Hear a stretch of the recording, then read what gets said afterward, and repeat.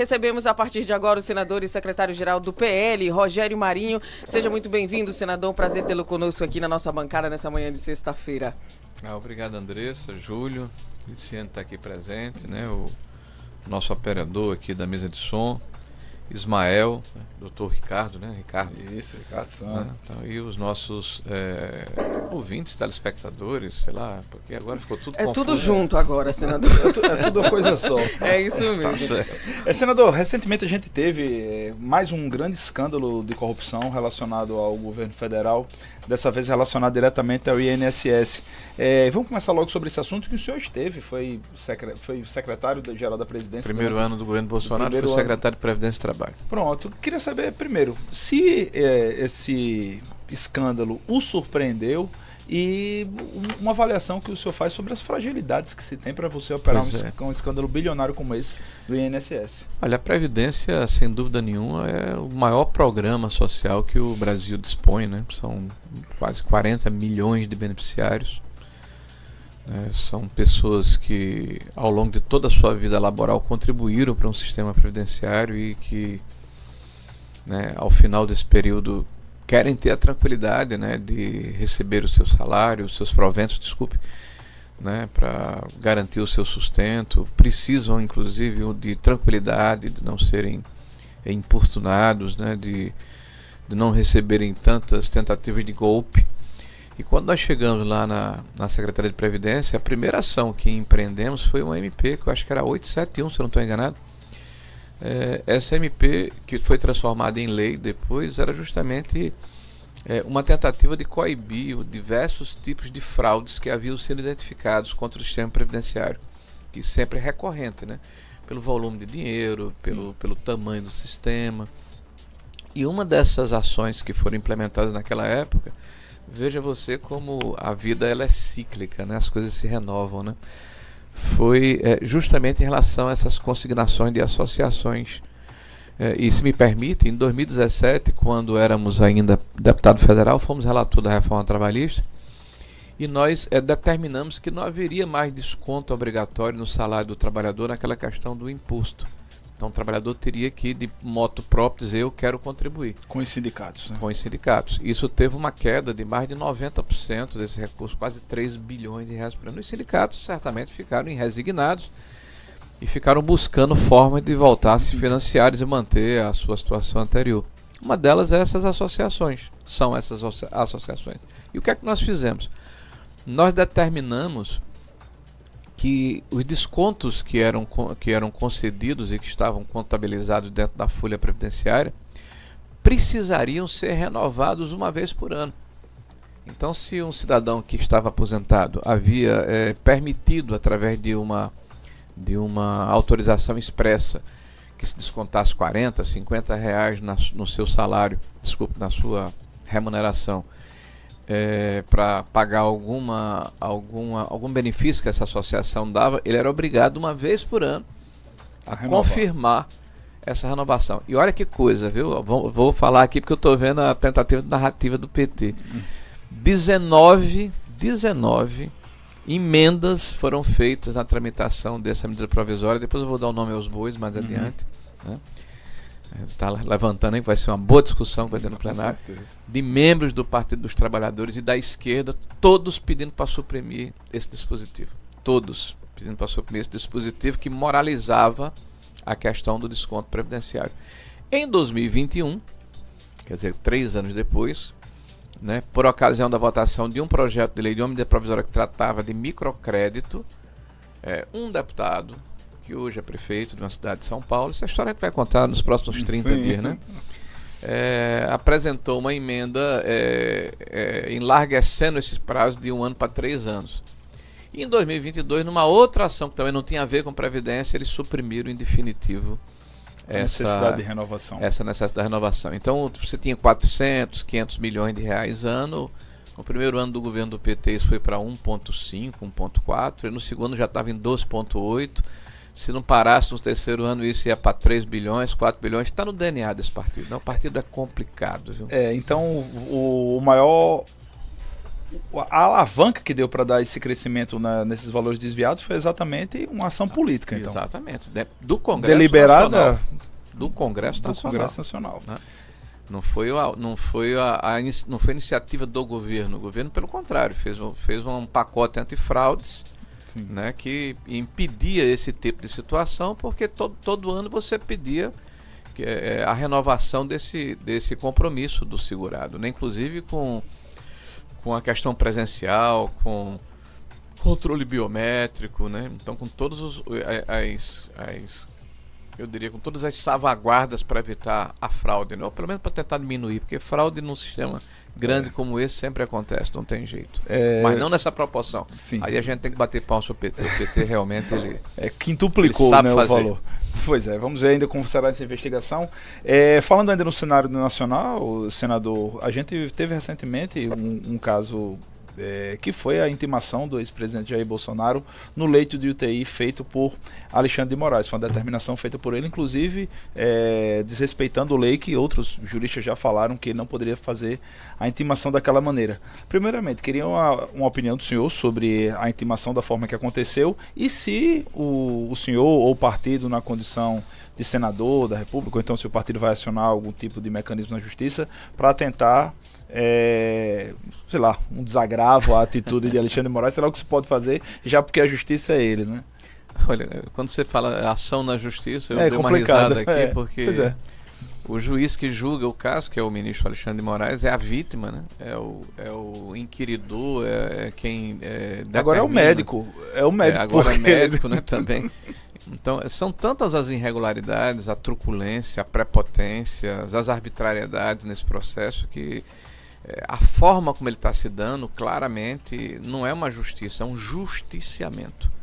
Né? O Alexandre de Moraes entendeu que é o grande defensor da democracia brasileira e para alcançar o fim que ele se propõe, na verdade já há uma condenação prévia na cabeça dele, isso já foi explicitado, né? Ele está disposto, inclusive, a atacar a democracia, a Constituição, o Estado de Direito, a jurisprudência, o bom senso, em defesa da democracia, né? O que é um contrassenso, me parece absolutamente paradoxal, né? Quer dizer, como é que alguém que defende a democracia ultrapassa a democracia para chegar onde pretende, né? Então esse é um julgamento que desde o início ele está contaminado, né? Não há imparcialidade de um juiz que é vítima e que muda as regras do jogo o tempo todo, né? Veja que todos os presidentes de república que foram julgados de 85 para cá foram na primeira instância após saírem do seu mandato. Fernando Henrique Cardoso, o Collor, a Dilma, o Lula, o Sarney, todos foram submetidos o Temer a decisões de primeira instância. O único que está na terceira instância, já sem possibilidade de recorrer a ninguém, sem duplo grau de jurisdição, é o presidente Bolsonaro.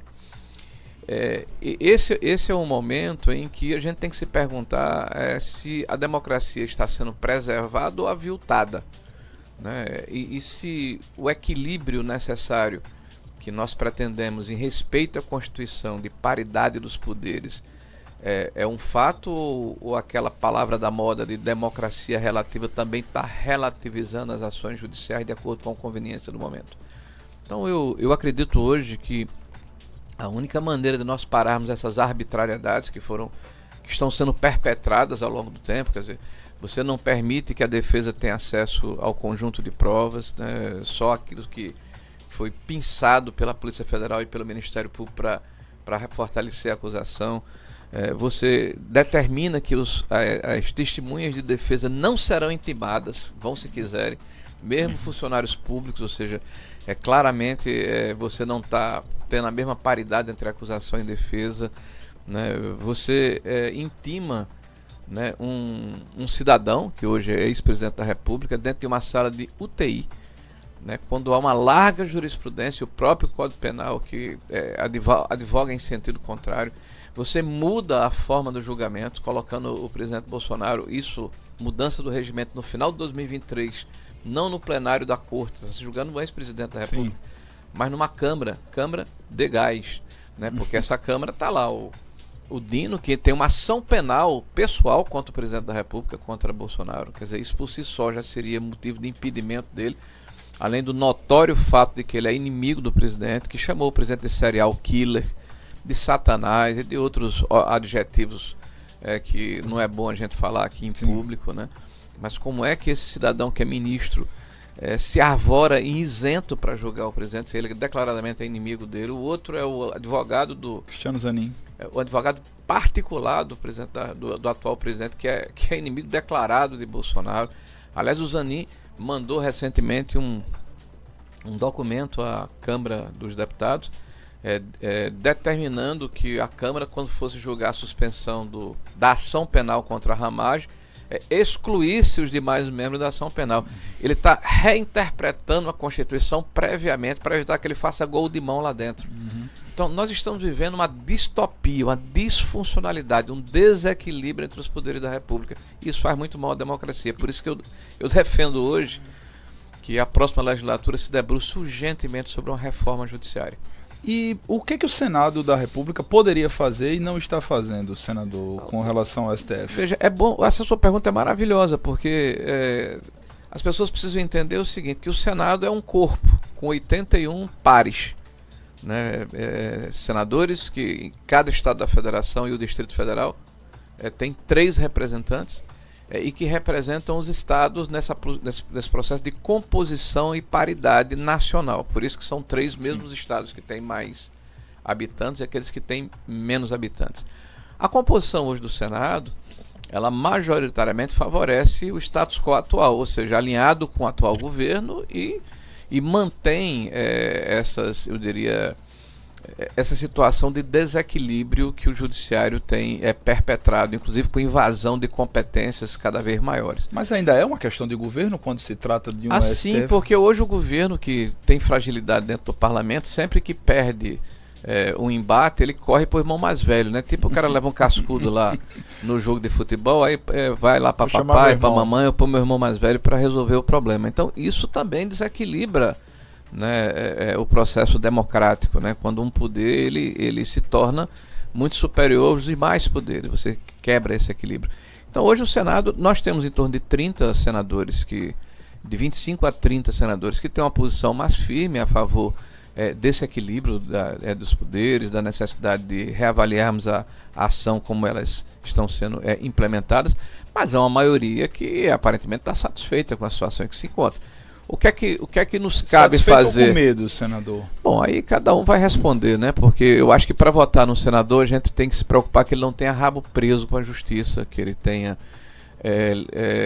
convicção. E não precisa ser uma convicção de um lado ideológico ou do outro, mas uma convicção de que a Constituição necessariamente precisa ser um escudo para o conjunto dos cidadãos. A lei ela não pode proteger a mim e prejudicar meu inimigo. A lei é boa quando é boa para mim e para o meu adversário, né? A lei ela precisa ser uma lei só para todos nós, não essa tal de democracia ou de justiça relativa de conveniência. Eu cunhei uma frase, eu não sou advogado nem das letras jurídicas, né? Sou economista, mas nós estamos vivendo no Brasil hoje o que eu chamo de jurisprudência de exceções. E eu ia falar sobre isso, porque mudou a legislação em 2023, o regimento interno do Senado já tramitando a ação que nós estamos vendo no julgamento agora, para tirar do pleno essa ação e colocar numa Câmara onde majoritariamente nós sabemos que a composição é contrária, até com questões pessoais quanto ao atual presidente Bolsonaro. Senador, agora mudando um pouco a nossa pauta, vamos falar do Rota 22, começar a partir de amanhã, né? E apesar da não presença agora do Jair Bolsonaro, do ex-presidente Jair Bolsonaro, que está lá se cuidando, como é que vai funcionar? Teve alguma mudança em virtude disso, da não presença do ex-presidente? Como é que vai acontecer a partir de amanhã o Rota 22? A primeira mudança é que nós teríamos esse evento há 15 dias atrás, vai acontecer amanhã, né, o evento em Pau dos Ferros. Se me permita contextualizar rapidamente. O PL hoje é o maior partido do Brasil e aquele que mais cresce. Nós éramos o 11º partido antes da chegada de Bolsonaro nas eleições municipais, passamos a ser o primeiro em número de votos. Foram 3,5 milhões para quase 16 milhões. Nós só tínhamos uma cidade entre as 100 maiores, com acima de 200 mil eleitores, que tem segundo turno. Essa eleição nós fizemos 16 cidades e outras 19 nós temos o vice-prefeito, é o maior partido. Nós éramos o 13º partido do Brasil em número de votos de legenda para vereador. Passamos ao primeiro lugar agora com essa eleição última passada. Nós não tínhamos nenhum vereador eleito mais votado nas capitais. Em 8 capitais o mais votado é o do PL. O nosso vereador mais votado tinha 57º. Hoje os 4 mais votados do Brasil são do PL. Então o PL hoje é um partido que tem mais de 6 mil detentores de mandato, espalhado pelos 26 estados da federação e o Distrito Federal. E é um partido hoje que tem a maior bancada na Câmara, a maior bancada no Senado. E isso nos dá uma enorme responsabilidade, porque nós somos o contraponto, nós somos o outro lado do governo que aí está. Esse governo irresponsável, perdulário, cheio de denúncias de corrupção, de aparelhamento da máquina pública. Então nós somos o outro lado do PT. Então o que é que nós, como secretário-geral do partido, propusemos e estamos colocando em prática? Primeiro, a Academia Brasileira de Política Conservadora. Nós já temos 15 mil membros, queremos chegar até o final do ano com 200 mil, onde nós estabelecemos uma série de aulas, todas elas em vídeo, para que os nossos eleitores, os nossos simpatizantes, as pessoas que querem saber o que é a direita, o que é o liberalismo, o que é o conservadorismo, quais são os nossos princípios e valores, podem buscar nesse site da Academia Brasileira de Política Conservadora, que já está à disposição, né, da sociedade. Quem for lá dar um Google vai encontrar, né? Nós também começamos a fazer os seminários de comunicação. Fizemos o primeiro em Brasília, com 2 mil influenciadores de todo o país estiveram lá, né, com as 5 Big Tech presentes. E em seguida, todos os eventos que o presidente Bolsonaro faz, nós fazemos antes uma espécie de happy hour, né, de conversa com influenciadores locais. Em São Paulo, inclusive, estiveram presentes 450 influenciadores de mais de 300 municípios do estado de São Paulo, né, para conversar com o presidente, para estabelecer essa relação, para manter essa conexão, para mostrar de que forma nós nos comportamos. Tudo que é feito na Câmara e no Senado pela nossa bancada é distribuído por esses canais, né, da maneira como nós nos posicionamos sobre diversos assuntos relevantes e importantes. E o Rota é mais uma ação da nossa Secretaria-Geral. Os anos ímpares, aqueles que antecedem a eleição, no caso nós estamos em 2025, isso acontecerá em 27, em 30, em 29, em 31, sempre antecedendo a eleição municipal ou nacional. A ideia é que o partido ele faça um trabalho no estado, vai acontecer em 7 estados da federação, o Rio Grande do Norte foi apenas o primeiro, de aproximação com as bases, de um trabalho que é precedido de todo um levantamento dos problemas, das soluções, de uma análise crítica, analítica sobre os desafios que o estado dispõe. São oficinas que antecedem os seminários. O Rio Grande do Norte foi dividido em 9 porções geográficas, cada uma delas vai ter um seminário que foi antecedido de visita de precursores e depois oficinas e agora o seminário. E ao final do ano nós teremos um diagnóstico sobre o que é o Rio Grande do Norte a partir da visão dos cidadãos que são empreendedores, que são mobilizadores, que estão na ponta. A ideia nós temos um estado com séria dificuldade. O Rio Grande do Norte está nos últimos lugares de educação, de saúde, de infraestrutura, de oportunidade de negócio, na questão da sua condição fiscal. As críticas nós podemos fazer aqui e desfiar um rosário. Todos nós sabemos que o estado do Rio Grande do Norte está em petição de miséria. E por isso a escolha também do Rio Grande do Norte, para começar aqui? Não, ele também teve uma relação comigo como secretário-geral, puxei a brasa para minha sardinha, né?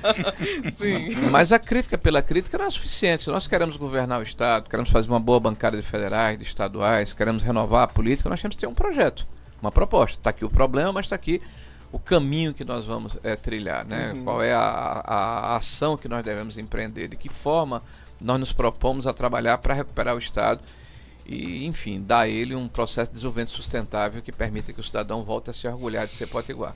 Ismael.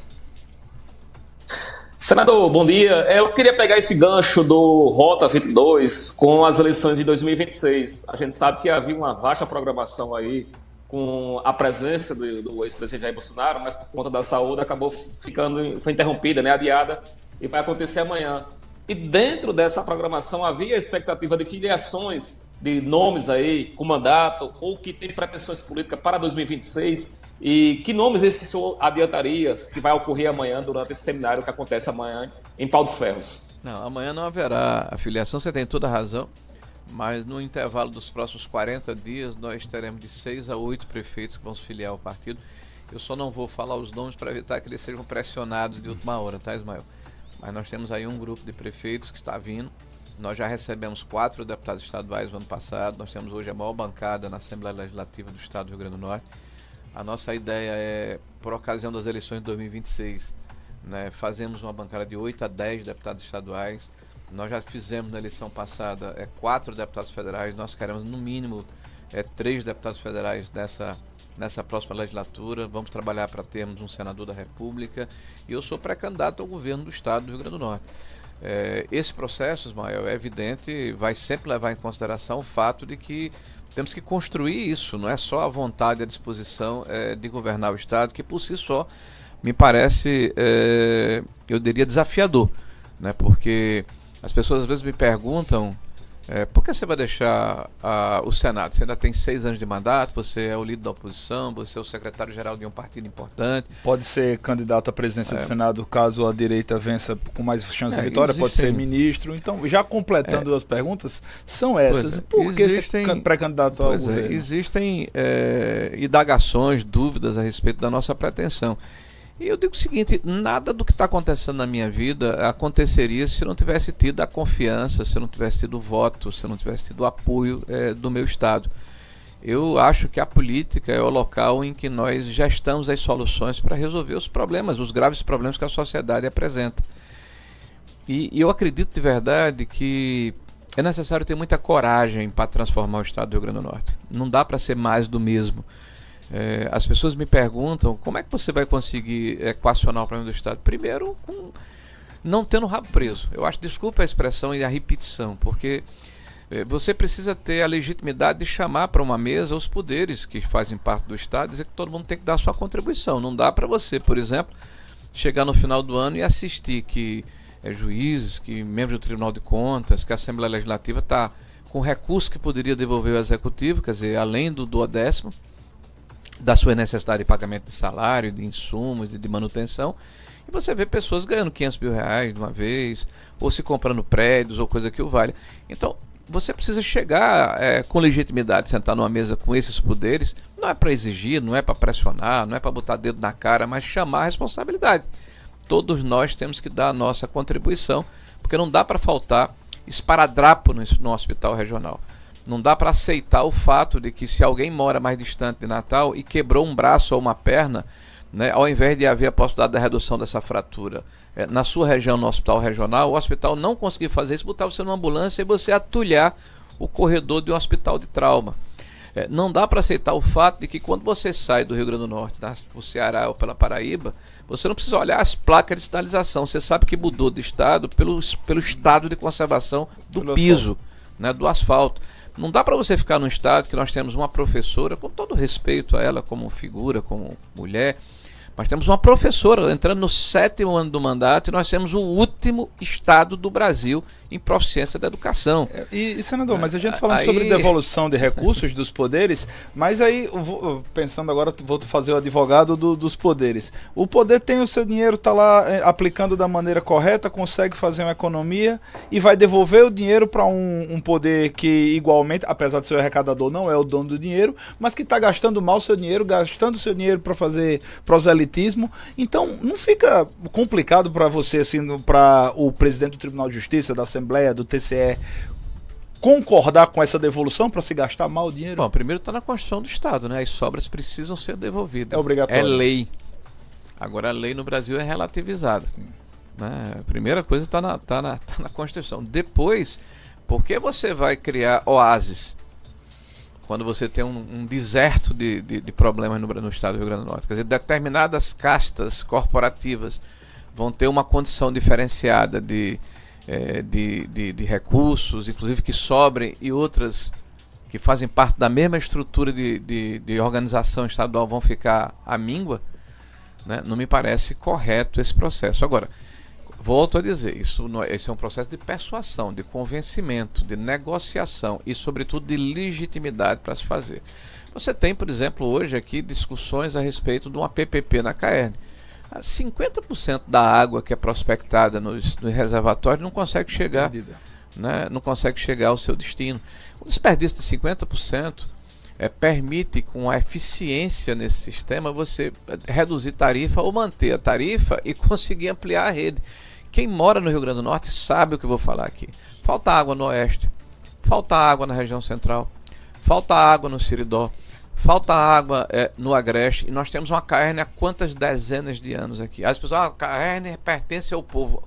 Ao povo quem, cara pálida? O que o povo está precisando é que o serviço seja prestado. Eu fui ministro do Estado e fiz investimentos importantes em infraestrutura hídrica para serem geridos pela Companhia de Águas do Estado do Rio Grande do Norte.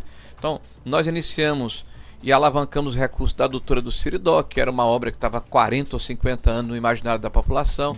Nós restabelecemos, fizemos o projeto, licitamos, colocamos o recurso, iniciamos a obra e deixamos no orçamento do ano subsequente do canal do Apudi, que vai resolver a situação da falta de água de mais de 30 municípios da região oeste. E Oiticica, senador? Oiticica, mais de 300 milhões alocados, né? Quer dizer, quase 50% do recurso que aquela barragem recebeu. Isso, o lago só não foi feito na nossa época pela dificuldade apresentada pelo governo do estado, que é uma péssima gestora de várias situações, inclusive da ação de Oiticica. Não conseguiu remover 12 famílias durante 2 anos. O processo de desapropriações no processo de desapropriação. Aí você pega ali, por exemplo, a questão da adutora do Agreste.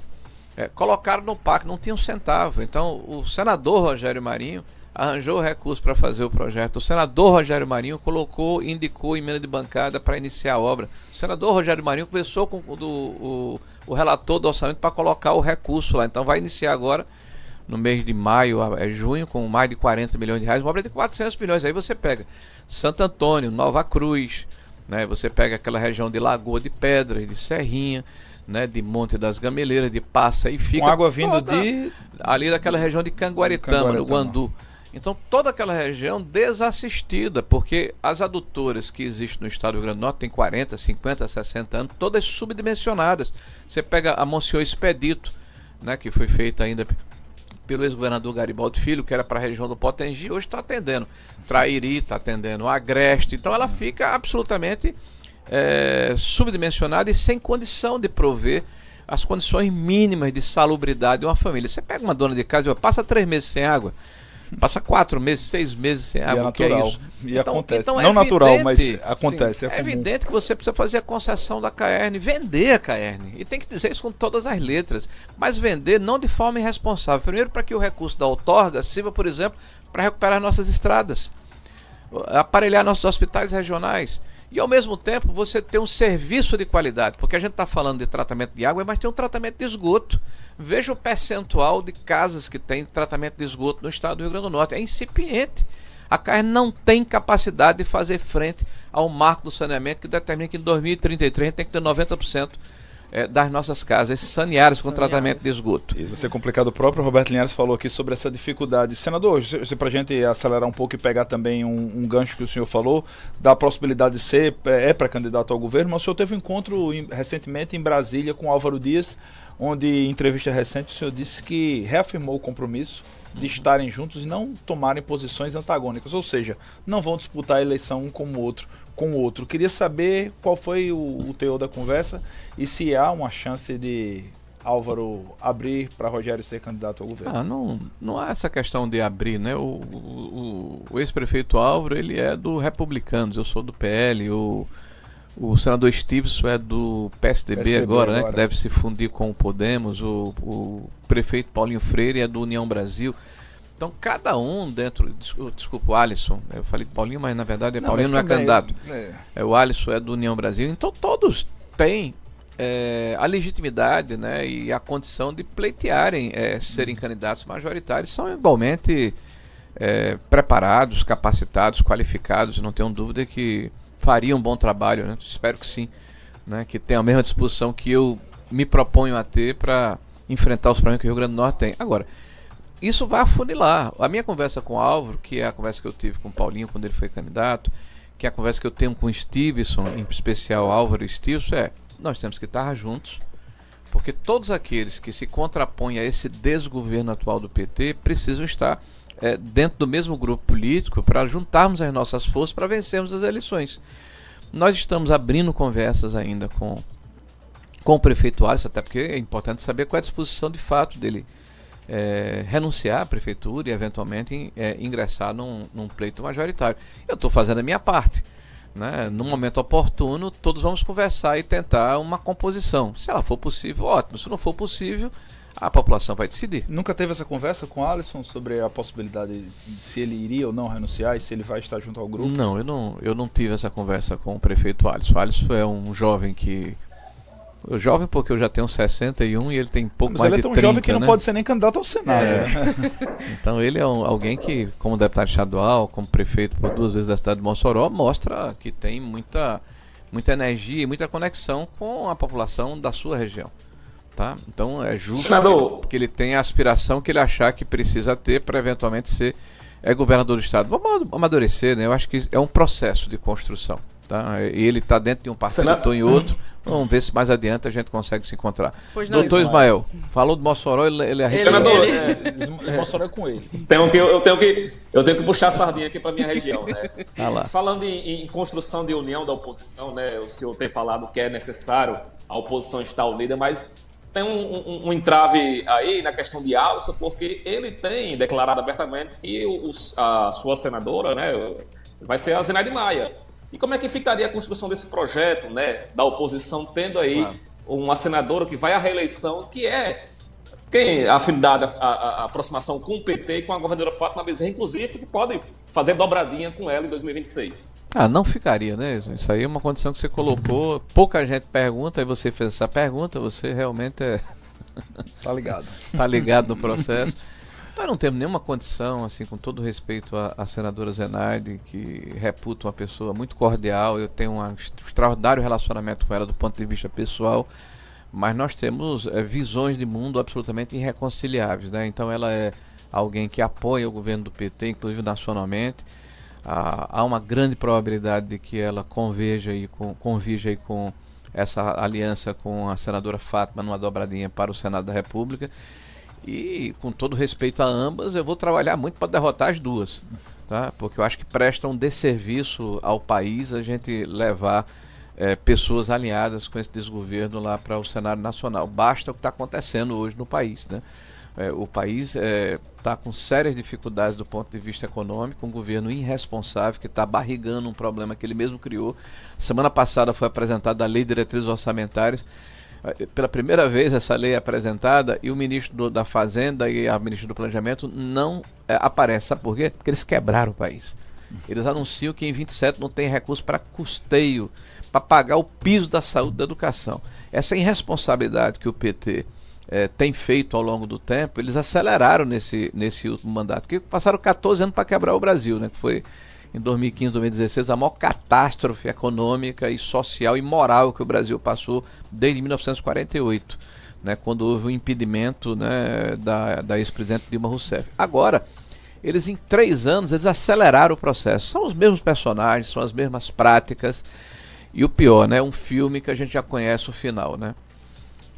Portanto, mais alguma, infelizmente, não, né? Pergunta tinha muito aqui. Eu queria saber até rapidinho, sobre a nominata para deputado federal, senador. A gente teve em 2022, o PL conseguiu fazer 4 deputados e agora alguns deixaram a legenda. O deputado João Maia deixou a legenda, o deputado Robson ainda não, né? Mas provavelmente para nós ele já deixou a legenda. Com todo respeito a Robson, ele já pediu a carta de filiação, foi concedida. Nós não tratamos Robson como um membro do PL, é um amigo nosso.